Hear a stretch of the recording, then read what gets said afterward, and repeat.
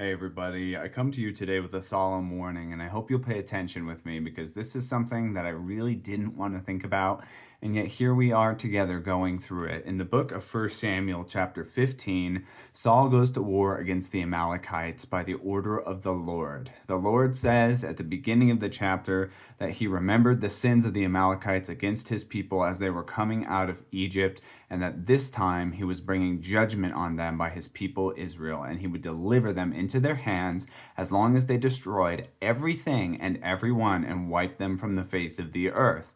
Now, that might seem a little harsh, but God's judgment against people is, Sodom and Gomorrah or any of the other times that great wars in history happened directly from his judgment is always just. And so we know that these people were complete enemies of God and that he was bringing judgment on them as well as giving them into the hands of his people.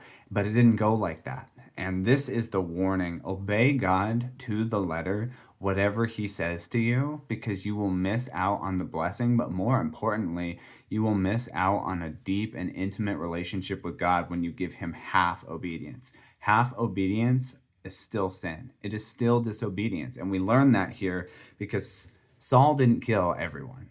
He left the king alive to leverage him, and he took the best of all of their livestock and all of their stuff.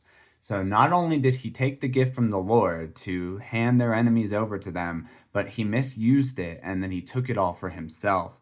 And when Samuel the prophet came to him and told him, "What are you doing? God is rejecting you because you have rejected God. What have you done?" He made excuses. He made excuses. He said, "Oh, well, we brought all of these good things to sacrifice to the Lord your God." Now, listen to this. Every time after Saul committed a great sin against the Lord, he would say the Lord your God to Samuel, not the Lord our or my God. And that is a classic distancing from the Lord after we sin and make excuses for ourselves. The result was this. And in verse 22, it says, "And Samuel said, Has the Lord as great a delight in burnt offerings and sacrifices as in obeying the voice of the Lord? Behold, to obey is better than to sacrifice, and listen better than the fat of rams.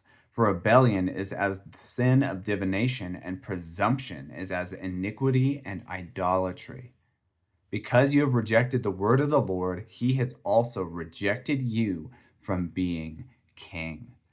This is a terrible loss and would only go down in history, but the end result is that God is not mocked and he knows the true intentions of your heart. So submit to him today. Go with God.